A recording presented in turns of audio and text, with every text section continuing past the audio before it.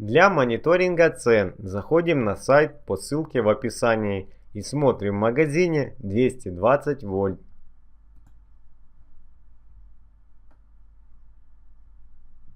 На сегодняшний день цена 595 рублей. В магазине все инструменты.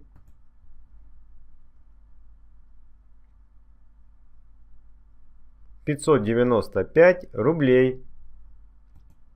Вы смотрели канал «Сравнение цен на инструменты».